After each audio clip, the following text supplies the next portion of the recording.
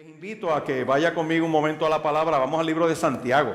Busque en Santiago capítulo 5. Santiago capítulo 5. Vamos a estar hablando de la oración. Y en esta mañana tenemos una receta tremenda para las aflicciones y las enfermedades. Imagínense qué cosa más tremenda. Una receta para las aflicciones y las enfermedades, porque hay una epidemia de cuanta cosa rara hay por ahí. Gente que está teniendo episodios de salud inexplicables. Gente que no le pasa nada y de momento le está pasando algo. Yo quiero visitar la palabra. Usted vaya conmigo a Santiago. Vaya a Santiago capítulo 5. Una vez usted lo encuentre, por favor, nos ponemos brevemente en pie en reverencia al Señor de la palabra y a la palabra del Señor. Santiago capítulo 5, versos 13 al 18, dice de la siguiente manera: ¿Está alguno entre vosotros afligido? Haga oración. ¿Está alguno alegre? Cante alabanzas. ¿Está alguno enfermo entre vosotros? Llame a los ancianos de la iglesia y oren por él, ungiéndole con aceite en el nombre del Señor. Y la oración de fe salvará al enfermo, y el Señor lo levantará. Y si hubiere cometido pecados, le serán perdonados. Confesaos vuestras ofensas unos a otros, y orad unos por otros, para que seáis sanados. La oración eficaz del justo puede mucho. Elías era hombre sujeto a pasiones semejantes a las nuestras, y oró fervientemente para que no lloviese, y no llovió sobre la tierra por 3 años y 6 meses. Y otra vez oró, y el cielo dio lluvia, y la tierra produjo su fruto. Señor, te adoramos, te damos gracias. Bendecimos tu nombre, Dios, porque todo lo que respire en este lugar, en esta mañana, alaba y glorifica tu nombre. Suplicamos, Dios, que esta palabra cumpla el propósito para el cual tú la envías en esta hora. Que en tu misericordia rompas cadenas en medio de tu pueblo. En tu misericordia pudra todo yugo que esté oprimiendo a la familia en este lugar. Yo te pido en esta hora que esta palabra sea un bálsamo sobre nosotros, que traiga salud, que traiga sanidad. Señor, que si alguien no te conoce en esta hora, tú, Dios del cielo, te les reveles y pueda tener salvación. Si alguien está cautivo, sea libertado por tu poder. En esta hora confirme esta palabra con una sanidad, Dios del cielo, sobre todos los enfermos que estén al alcance de esta palabra. En el nombre poderoso de Jesús te damos gracias. Amén y amén. Se puede sentar, y yo quisiera que usted dejara su Biblia abierta ahí en este texto, porque si usted recuerda, ese texto lo leemos casi en todas las experiencias de oración los martes en esta casa. Porque una de las cosas que nosotros hacemos consistentemente, semanalmente en esta casa, es precisamente orar y ungir los enfermos. Y lo hacemos no como un ritual, no lo hacemos como algo para rellenar un programa, sino que lo hacemos en obediencia a la poderosa palabra del Señor. Yo creo que cuando Dios reparte dones, reparte el don de sanidad. Dentro de ese don de sanidad está la medicina. Dentro de ese don de sanidad está la gente que Dios le ha dado esa capacidad, ¿verdad? Y lo sabemos espiritualmente, que Dios da ese don de sanidad, y hay gente que puede orar por alguien y esa persona puede recibir sanidad. Pero dentro de ese grupo están los médicos. Y usted ve que un médico le hace a usted unas preguntas, y ahí en la parte clínica, que es la parte importante de los médicos, es cuando te preguntan, tú le empiezas a hablar, y el médico, Dios le ha dado ese discernimiento para saber qué es lo que tú tienes. Y yo creo que mientras más viejo el médico, mejor. Tú dirás, ¿por qué? Porque yo, hace un tiempito atrás, yo tenía una situación interesante y me senté al lado de un médico que tiene nada más que 90 años. Y entonces, el doctor Vargas, Abelardo Vargas, es una leyenda allá en Carolina. Usted tiene que acordarse de eso, los que conocen esa área. Y yo recuerdo que empiezo a hablar con él y le digo, doctor, tengo este dolor, y entonces tengo esto aquí, y uno se pone preocupado porque durmiendo es que tengo este problema, me levanto y no me pasa eso. Él me mira así, estamos adorando, estábamos en Amec, y él me dice, tranquilo, esos son gases, cámbiate del agua y tú verás como eso se te resuelve. Y yo me reía y yo decía, wow, qué cosa interesante. Entonces empiezo a hablar con él y dice, lo que pasa es que cuando yo empecé a practicar medicina, lo primero eran las placas, eran placas y no había más nada, ¿cierto? Ahora hay tanta y tanta máquina y tanta cosa que entonces te hacen esta prueba y después te dicen, no, pero esta no es suficiente, y vuelve y te hacen otra, y vuelve y te siguen haciendo pruebas. Y yo no sé si es un truco de las casas estas de los seguros o algo, pues que no te hacen esa prueba desde el principio y ya está, ¿verdad? Le puedo dar un ejemplo. Nuestro hermano Kelvin sufrió un episodio durmiendo, por eso usted no lo ve en la mañana de hoy, está en el hospital Auxilio Mutuo, hemos estado orando por él, y le dio una convulsión durmiendo. Y allá lo llevaron y le hacen primero una prueba, un CT. Y después del CT, pues ahora le van a hacer un MRI. Yo decía, bueno, yo no soy médico ni nada de eso, y me perdonan los médicos de la casa. ¿Y por qué no le hacen el MRI desde el principio? Y ya está, ¿verdad? Pero cuando se empezaba, no había ninguna cosa de eso. ¿Y qué es lo central? Lo que Dios le ha dado a cada uno de estos profesionales, a cada una de estas personas, para cuando te ven, te hablan, te escuchan y te ven ahí, eso es del Espíritu de Dios que le permite detectar y ver qué pueda tener un ser humano. Gloria a Dios, pero no todo el mundo puede ir a un médico. No todo el mundo tiene plan médico. De hecho, una de las tendencias de este tiempo es a tratar de uno resolver todo uno mismo. Pero la Biblia dice que Dios sana al enfermo. La Biblia dice que Dios liberta al que está cautivo. Y una de las cosas que yo quiero resaltar en esta mañana es que el tratamiento principal para toda situación, para toda enfermedad, para toda condición, no es otro, dice la Biblia, que la oración. Por favor, mire ese verso 13 como arranque. Dice, ¿está alguno entre vosotros afligido? ¿Qué es la aflicción? Las aflicciones son molestias. Las aflicciones son sufrimiento. Las aflicciones son tristeza. Las aflicciones son angustias morales. Las aflicciones son inquietudes.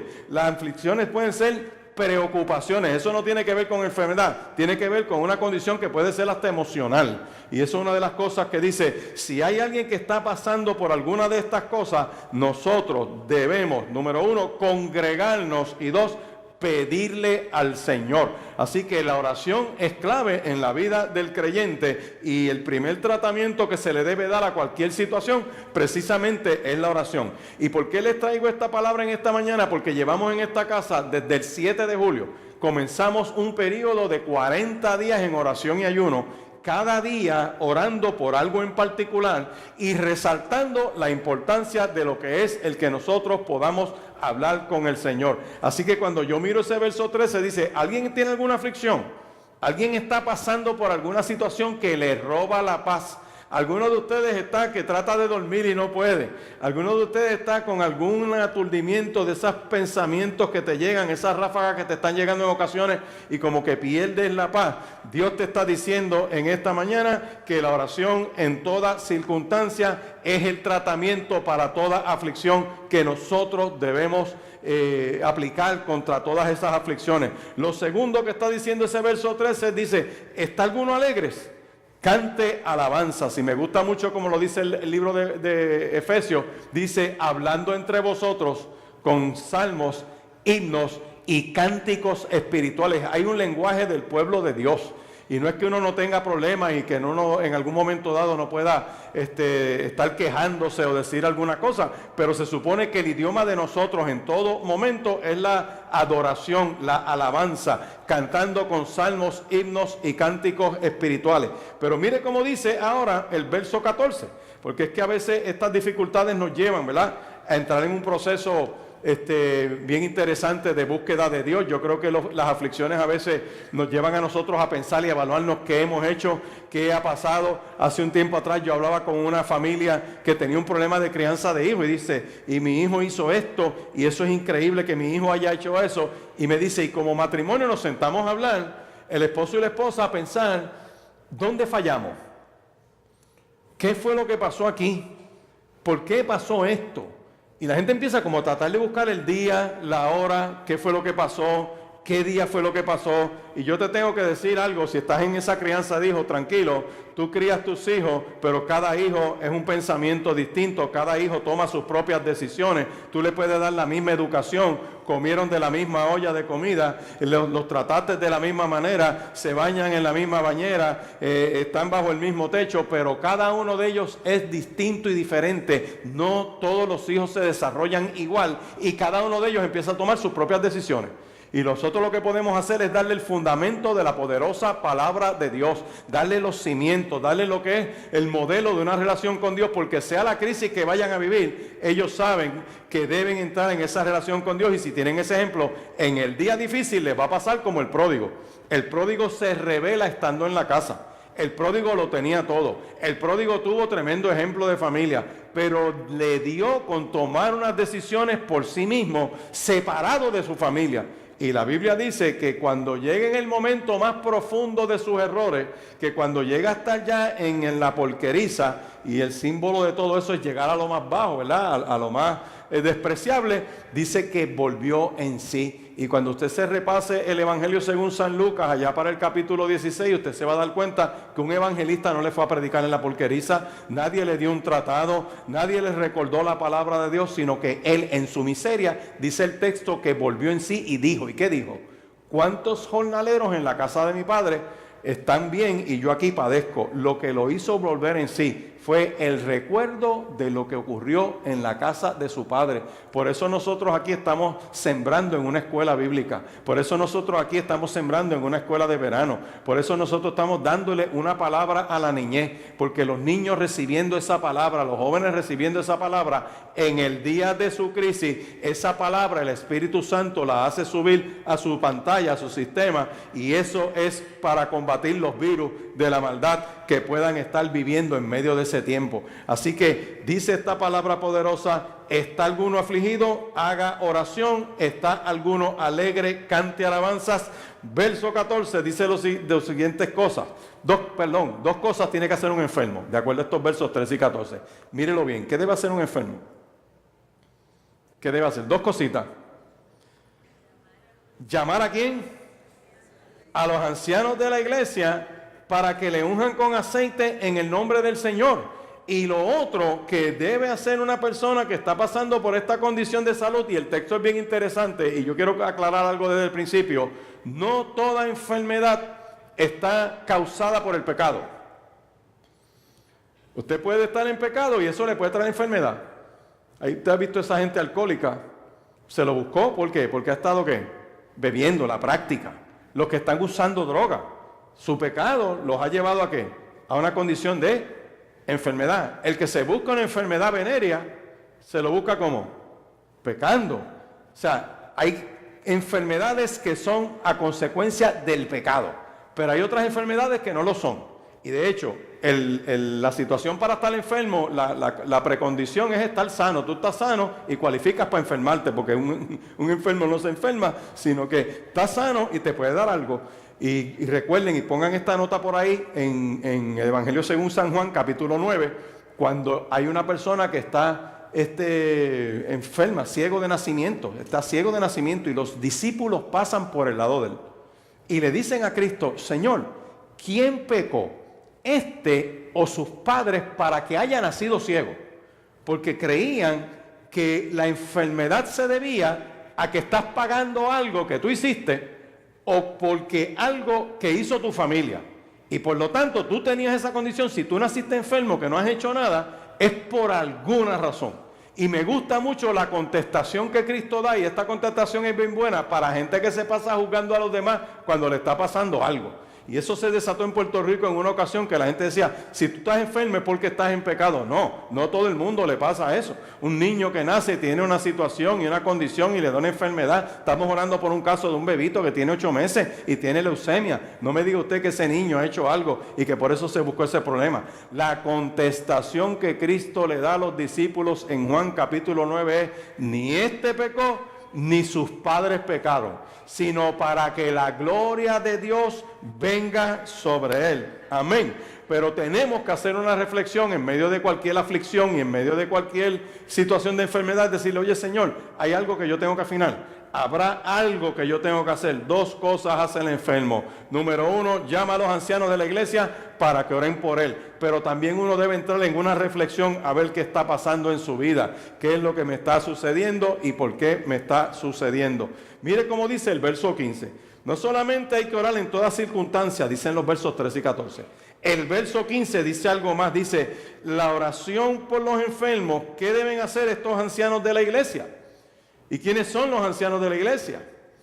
Gente que Dios ha llamado, nosotros aquí le podemos llamar intercesores, gente que ha llamado con un don particular para ministrarle a otras personas. Y aquí tenemos grupos que se dedican a orar, personas que Dios ha convocado a la oración. Y quiero aclarar esto: todo creyente debe orar.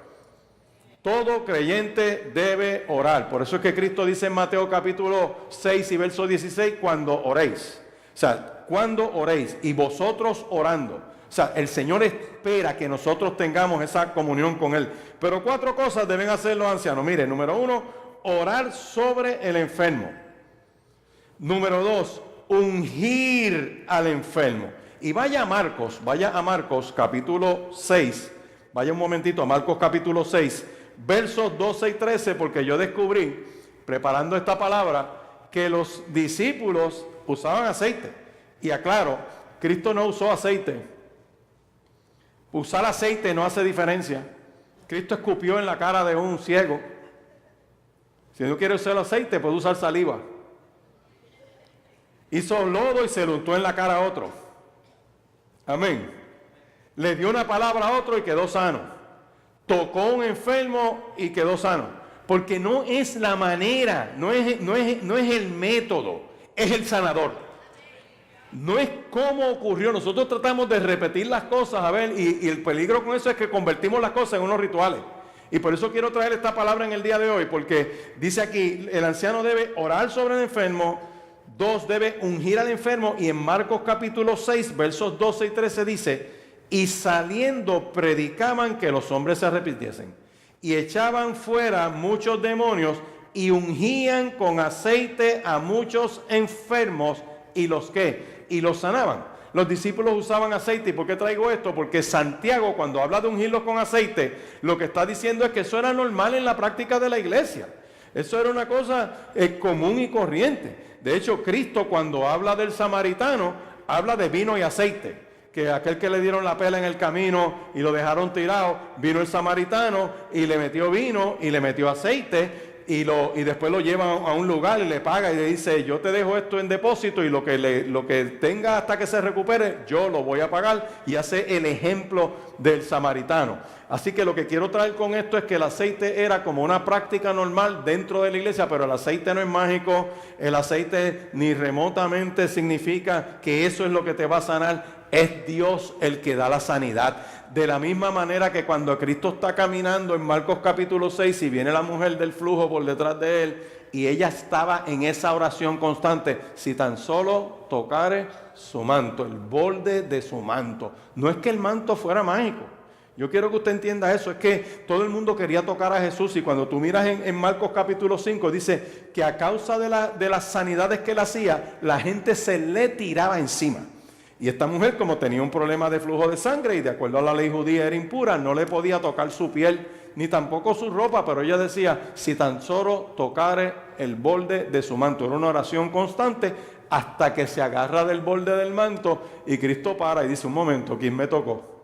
Y ustedes se acordarán que los discípulos le dicen: Señor, pero ¿cómo tú nos dices quién te tocó si aquí todo el mundo te está cayendo encima? Él dice: no, poder salió de mí, no del manto. Poder salió de mí. Y la buscaba, y la buscaba, y la buscaba, hasta que ella dice: fui yo. ¿Y por qué el Señor la estaba buscando? Porque no solamente Dios te quiere dar una sanidad en la mañana de hoy, escucha bien. Dios te quiere dar filiación, porque le dijo hija, le dijo: tu fe te ha salvado y sé sana de tu azote. Le dio un package, le dio varias cosas, le dio filiación, le dio la familia que no tenía. Dios tiene una familia para ti en esta mañana. Dios quiere darte la paz en el corazón, que el azote que tú has vivido no regresa. Míralo y dile al que está al lado tuyo: ese azote no regresa, díselo. Cuando Dios lo quita, Dios lo quita.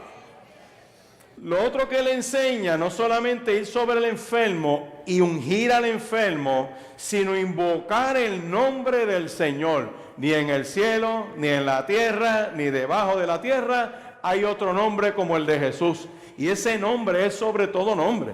Y es bien importante porque en el libro en el libro de los Hechos capítulo 4, busque un momento Hechos capítulo 4, mirar el verso 12, el apóstol Pedro tiene unas palabras bien tremendas cuando dice: y en ningún otro hay salvación, porque no hay otro nombre bajo el cielo dado a los hombres en el que podamos ser salvos. Amén. En el nombre de nuestro Señor y Salvador Jesucristo. Por eso es que nosotros oramos en el nombre que es sobre todo nombre. En el nombre de nuestro Señor y Salvador Jesucristo. Jesús dijo: yo soy el camino, la verdad y la vida. Nadie viene al Padre si no es por ¿quién? Por mí. Pero hay otra cosa más que dice Santiago capítulo 5, y míralo otra vez. Dice, ¿estás afligido? Vamos a orar. La primera cosa que tiene que hacer la iglesia es orar, y por eso en esta casa hay varias experiencias de oración, y durante estos 40 días se está abriendo el templo ahora desde las 8 de la mañana hasta las 5 de la tarde para que usted pueda venir a orar. La oración funciona. Me decía, pastor, es que yo no siento orar, me decía un joven, y yo le digo, esto no es como tú te sientes, esto es cuestión de obediencia a Dios. Si lo dejas en cómo tú te sientes, nunca vas a orar. Si tú lo dejas como tú te sientes, pues depende de cómo tú te sientas. Yo no puedo vivir mi vida en base a cómo yo me siento. Yo tengo que vivir mi vida en base a los principios y a los propósitos que Dios tiene para ti. Así que no importa cómo tú te sientas, dice esta palabra poderosa que la oración es bien importante. Y dice Santiago capítulo 13, dice algo más, capítulo 5, verso 15. ¿Y la oración de qué?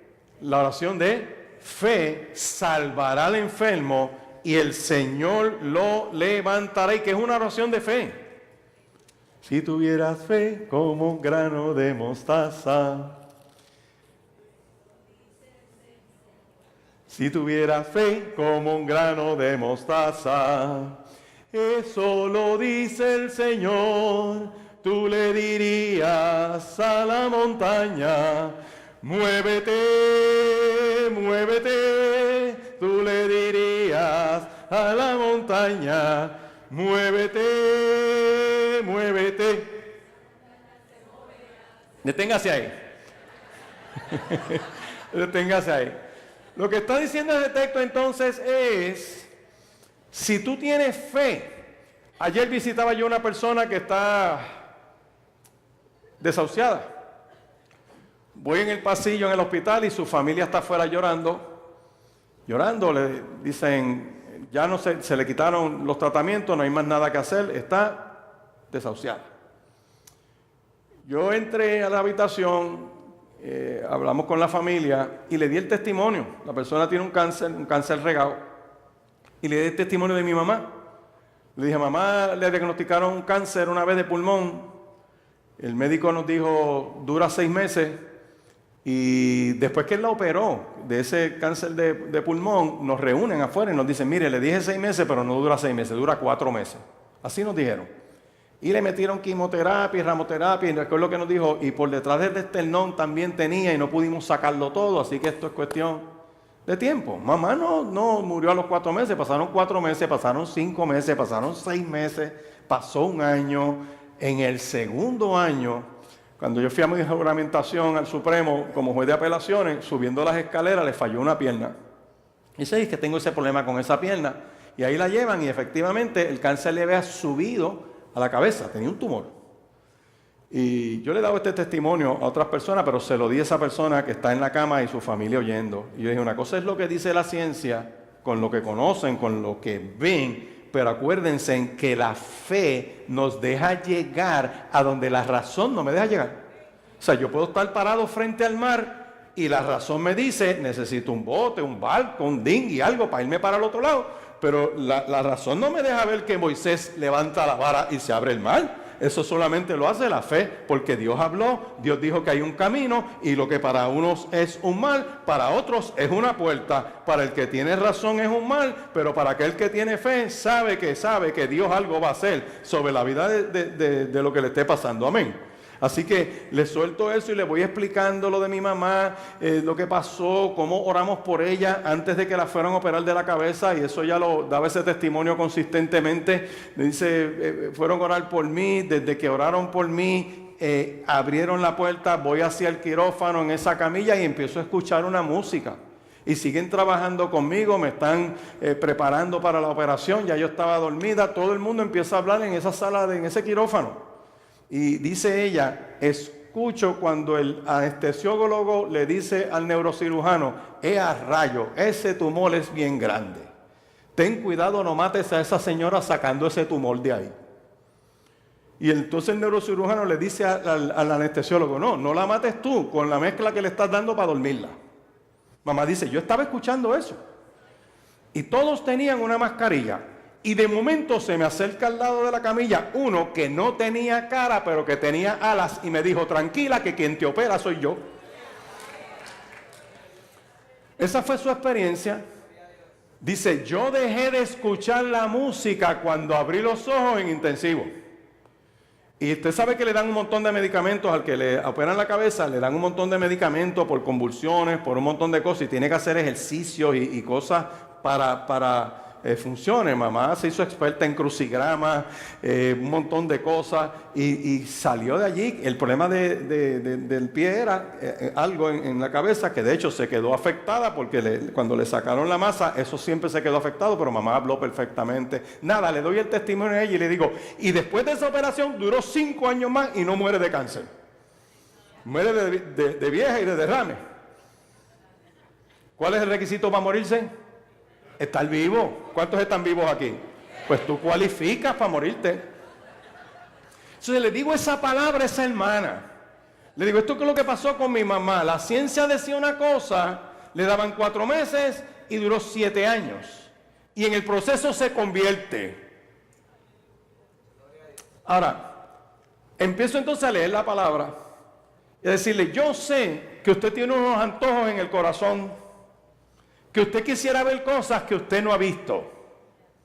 ¿Por qué no le pedimos a Dios que le extienda la vida? Hay un rey que se estaba muriendo y un profeta le ministra la palabra y le dice, te vas a morir, prepárate que te mueres. Y se va, y cuando el profeta está saliendo, Dios le dice, el hombre se vira contra la pared a orar, dice el texto, el rey Ezequías. Y él le pide a Dios. Y cuando el profeta se está yendo, Dios le dice en el parking, mira para atrás. Es que el hombre me está pidiendo, dile que le estoy dando 15 años más. Y miraron y le dijeron, Dios me dijo que te dijera que no te vas a morir ahora, te va a dar 15 años más. Ese precedente en la Escritura me ayuda a mí a tener fe. Porque si Dios lo hizo una vez, lo puede hacer otra vez. Por eso es bueno los testimonios en la iglesia, porque el testimonio de lo que Dios hace contigo me edifica. Y le suelto esa palabra a esa hermana y empiezo a explicarle, le leo la palabra y le digo, vamos a orar, vamos a pedirle a Dios que le dé una extensión de tiempo. Si usted viera el rostro de esta mujer, es como una chispa, es como me dijo a mí un hermano aquí una vez, pastor, oraron por mí un martes en la noche aquí. Tenía una condición de salud y dice, por primera vez me cruza por la mente la idea de que puedo ser sano. Porque una de las cosas que desanima a uno es acomodarse a su enfermedad. Y nosotros siempre estamos diciendo, reta esa enfermedad. La oración de fe salvará al enfermo. 3 cosas hace esa oración de fe. Mírenla en el verso 15, por favor. Dice, salvará, levantará y perdonará. Oración de fe. ¿Cuántos reclaman eso? La oración de fe descansa en Dios, no en mí. Yo le creo a Dios. Yo confío en Dios. Una oración de fe es una oración de aquel que confía en Dios. Confiamos en Dios, no importa lo que yo vea. Amén. Por eso es que andamos, ¿qué? Por fe y no por vista. Para verlo todavía un poquito más claro, vaya a Mateo capítulo 17. Yo sé que aquí estoy metiéndome en aguas profundas, pero váyase a Mateo capítulo 17, porque esto ha traído mucha controversia. Pero yo tengo que ser obediente. Amén. ¿Le puedo decir algo más? Cuando estaba viendo a este enfermo, habían 2 camas. Fui a ver otro enfermo. Este tiene 94 años. Y es el papá de Awilda Camps. 94 años. Al lado había un hombre que cuando yo entro estaba así dormido, que yo lo miré y yo dije, a rayo. Este que tiene 94 se ve sólido y este yo lo veo más de allá que de acá. Empezamos a hablar con el suegro de Camps y el hombre es creyente y de momento cuando empiezo a hablar, el hombre del lado reconoce mi voz, me dice, el güey. Y entonces, usted ha ido a predicar a mi iglesia, entonces voy para allá y le ministramos a los dos, hicimos cuando lo vi un poco mejor, oramos con él, lo pasamos súper. Lo que quiero traer con esto es que lo que yo vi, yo decía, está más de allá que de acá, pero ¿quién soy yo para decir eso? es lo que Dios va a hacer con tu vida. Amén. Así que no permitas que alguien diga algo que te programe, no permitas que alguien te quite el gozo, que alguien te desanime, sino que tú creas y tú entiendas de que Dios tiene un plan y que Dios tiene algo poderoso contigo. Mateo 17, verso 14, mire cómo dice este texto, ustedes se acuerdan de él, es el pasaje donde hay un gentío, llega un hombre, se arrodilla y le dice: ten misericordia de mi hijo que es lunático. O sea, estaba enfermo de la mente, padece muchísimo, muchas veces cae en el fuego, otras en el agua. Lo traje a tus discípulos y no le han podido sanar. Y responde Jesús: oh generación incrédula y perversa, ¿hasta cuándo he de estar con vosotros? ¿Hasta cuándo os he de soportar? Tráigamelo acá. Reprendió Jesús al demonio, el cual salió del muchacho, y este quedó como, quedó sano desde aquella hora. Viendo entonces los discípulos a Jesús, vinieron, ¿verdad? Viniendo a Jesús, aparte le dicen: oye, ¿por qué nosotros no pudimos echarlo fuera? Jesús les dijo: por vuestra poca fe, porque de cierto os digo que si tuvierais fe como un grano de mostaza, diréis a este monte: pásate de aquí allá, y pasará, y nada os será imposible. Pero este género no sale sino ¿con qué? Con oración y ayuno. Yo he oído teólogos decir que como hay unos manuscritos más antiguos que no tienen esa parte del ayuno y la oración, que solamente tiene que ver con la fe, pues hay versiones nuevas que están saliendo por ahí que le quitan lo de la oración y el ayuno. Hay otras partes que sí hablan de la oración y el ayuno en la Biblia. Nosotros creemos, y yo la creo de tapa a tapa hasta los mapas, y a mí no me importan los problemas de traducción. Yo creo que hay que orar con fe, y yo creo que hay que orar y que hay que ayunar. Amén. Y que hay géneros, como dice la Escritura, que salen con oración y ayuno. Por eso nosotros, en obediencia a la palabra del Señor, nosotros oramos y ayunamos, pero también oramos con fe. Vaya a Mateo capítulo 21, pase unas paginitas ahí, Mateo capítulo 21, versos 18 al 22.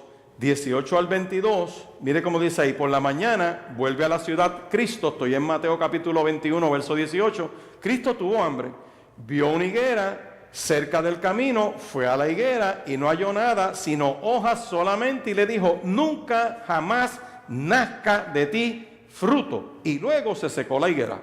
Viendo esto, los discípulos decían maravillados: ¿cómo es que se secó enseguida la higuera? Respondió Jesús y le dijo: de cierto os digo que si tuviereis fe y no dudareis, no solo haréis esto de la higuera, sino que si a este monte dijereis: quítate y échate en el mar, será hecho. Y todo lo que pidiereis en oración, ¿qué?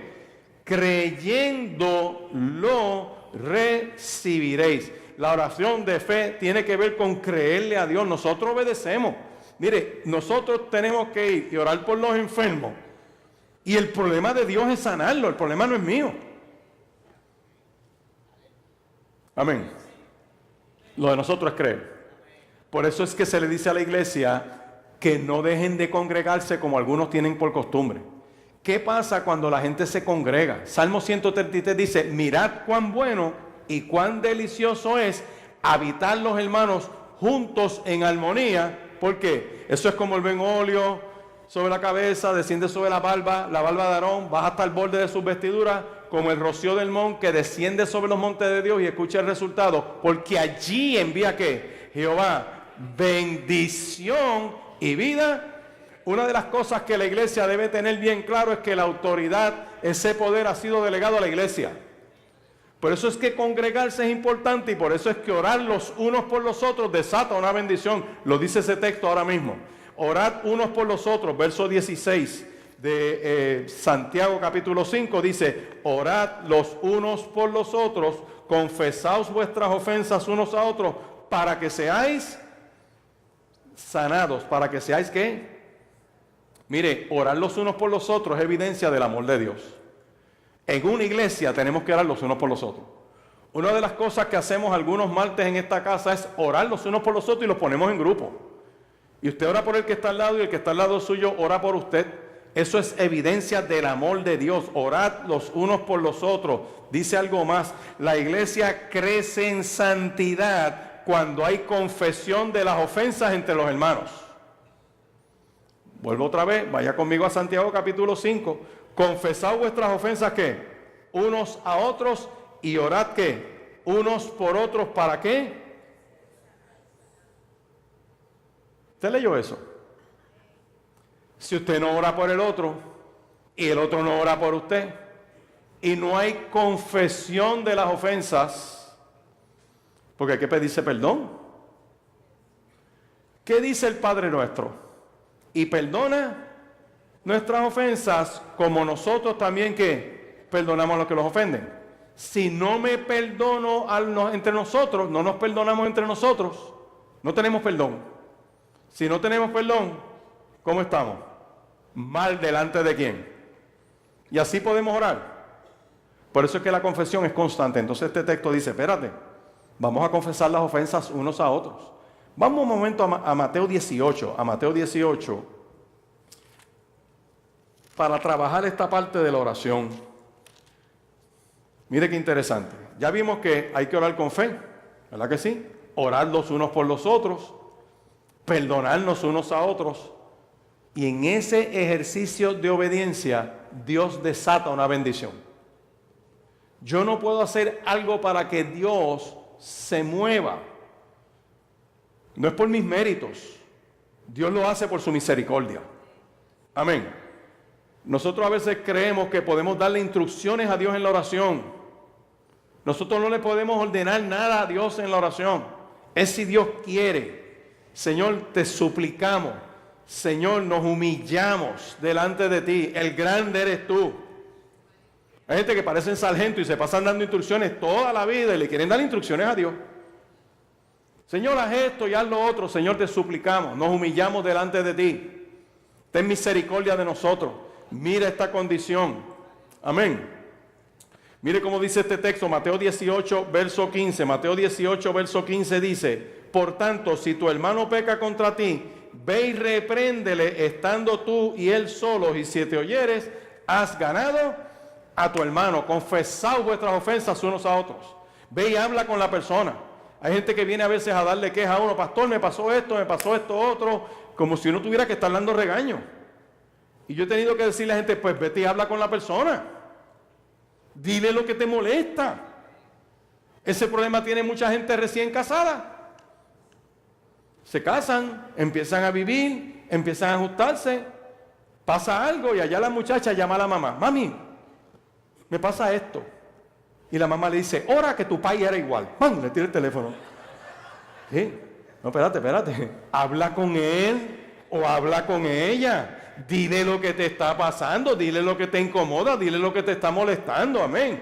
Confesaos vuestras ofensas unos a otros. ¿Cuántos creen que eso es necesario? Dice el texto, para que seáis sanados. Por lo tanto, una de las cosas que yo puedo entender que mantiene a veces una relación enferma es el no hablar, el no decir, el no confesar, el no pedir perdón. Y eso es central en la vida de la iglesia. Y por último, los versos 17 y 18, ¿qué está diciendo esta palabra poderosa? Todos los creyentes estamos llamados a orar. Y ahí mire esta, qué buena está. Elías era hombre sujeto a pasiones semejantes a las nuestras y oró fervientemente para que no lloviese. Y no llovió sobre la tierra por 3 años y 6 meses. Y oró otra vez y el cielo dio su lluvia y la tierra produjo su fruto. Y yo quiero que usted sepa que este texto lo que acentúa es, ven acá, tú no tienes que ser un súper espiritual, ni tienes que ser una persona que te sientas mejor como los demás para poder hacer oración a Dios, sino que todos nosotros, todos somos iguales delante de Dios, todos tenemos acceso a Dios por la obra de Cristo en la cruz del Calvario. Y cualquiera de nosotros que ore a Dios, Dios le escucha su oración. Y usa el ejemplo de Elías. ¿Por qué usa el ejemplo de Elías? Porque cuando tú vas a Primera de Reyes capítulo 19, pongan esa notita por ahí, Primera de Reyes capítulo 19, 3 issues pasó Elías en ese capítulo. Uno, le dio miedo a Jezabel. Ella le dijo, mañana a esta hora yo te voy a matar. Y el tipo, en un acto de miedo, se fue a huir. En otras palabras, Elías le daba miedo. 2, se va a una cueva, se esconde y se duerme. Todo lo que describe lo que le está pasando a Elías en esos versos es que entra en una depresión profunda. Se le va el hambre y Dios lo levanta y le da comida. Esta parte se la tengo que leer, porque muchos de nosotros pasamos por esa etapa y no es como tú te sientas. Es el Dios que está actuando contigo. Tú puedes tener miedo, es lo que me está diciendo el texto. Puedes estar deprimido y Dios no te abandona. Puedes estar paralizado por una crisis profunda y Dios te está diciendo, yo no te abandone. Y lo otro que le da a él es un síndrome de creerse la última Coca-Cola en el desierto. Perdonen que lo diga de esa manera, porque es que él dice, huí, me persiguen y yo soy el último que queda. Amén. Solo yo he quedado, le dice a Dios en varias veces en ese texto. Vaya a Primera de Reyes, capítulo 19, rapidito. Y mire cómo dice el verso 10. He sentido un vivo celo por Jehová Dios de los ejércitos, porque los hijos de Israel han dejado tu pacto, han derribado tus altares, han matado a espada a tus profetas, y solo ¿qué? Solo yo he quedado. Dios lo llama y le da unas experiencias fuera de la cueva. En el verso 14. Vuelve Elías y dice, he sentido un vivo celo por Jehová, Dios de los ejércitos, porque los hijos de Israel han dejado tu pacto, han derribado tus altares, los han matado a espada a tus profetas, y solo yo he quedado y me buscan para quitarme la vida. 3 cosas, huía por miedo, sufría una profunda depresión y creía ser el único que le servía a Dios. Y Dios le dice, tranquilo, ¿tú te crees que tú eres el único? Verso 18, yo voy a hacer que queden en Israel 7,000 cuyas rodillas no se doblaron a Baal y cuyas bocas no lo besaron. Dios toma este ejemplo en esta palabra para decirte, a pesar de tus miedos, a pesar de tus dolores del alma y del corazón, a pesar de tus depresiones, aunque te metas en una cueva y no quieras saber de la gente por los problemas que estés viviendo de tu familia, aunque tú te creas que eres el único que queda, yo quiero que tú sepas que yo tengo un plan contigo, tengo un plan con tu casa, tengo un plan con esta nación y vamos a revertir esto en el nombre de Jesús. Mira al que está al lado tuyo y dile, oye, a pesar de nuestros miedos, díselo, a pesar de nuestros miedos, a pesar de nuestras depresiones, a pesar de cómo nos sintamos y aunque creamos que somos los únicos, Dios levanta más gente para servirle, amén. Y vamos a salir de este problema, díselo, vamos a salir de este problema porque nuestro problema, dile, porque nuestro problema tiene fecha de expiración.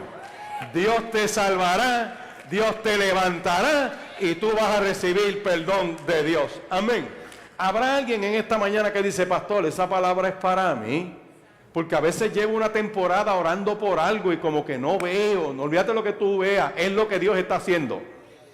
Pastor, es que me siento cansada, me siento sin ánimo. No es como tú te sientas, es lo que yo voy a estar haciendo contigo. Te salvaré, te dice el Señor, te levantaré y vas a recibir perdón. Habrá alguien que dice, ese soy yo, esa soy yo pacto en esta mañana con mi Dios. Si hay esa vida, levántate en el nombre de Jesús, yo tengo que orar por ti. Habrá alguien que dice, ese es para mí. Yo me apunto en esta y me levanto en esta mañana en el nombre del Señor. Qué bueno, Dios te bendiga, Tito, qué bueno. Dios te bendiga, Dios te bendiga, Dios te bendiga. No me rindo nada, sino que viviré. Me gusta ese salmo. Salmo 118, versos 8 y 9 por ahí. Se dice que es el mismo medio de la Biblia. Dice que la mano de Dios es poderosa. La mano de Dios hace valentías. Y dice algo más. Dice él en ese salmo, y no moriré, sino que viviré y contaré la obra que Dios hace sobre mi casa. No des por muerto tus nietos, ni tus hijos, ni tus sobrinos. Algo Dios va a hacer. No importa dónde esté, aunque esté preso, aunque esté en un punto, aunque esté en los corillos malos. Escucha bien, la mano de Dios sobre él le da vida. La mano de Dios sobre ella la levanta, la perdona y la fortalece. Aquí tiene que haber gente en esta mañana que diga, mira pastor, aunque yo esté cansado, aunque yo esté deprimido, aunque me siente en una cueva, yo quiero poner mi confianza en Dios. Y necesito que los hermanos de la iglesia me ayuden en esa oración. Oramos los unos por los otros. ¿Cuántos dicen esto es para mí? Esto es para mí. Viene sanidad, escúchalo, viene sanidad, viene una bendición poderosa sobre ti, sobre tu casa.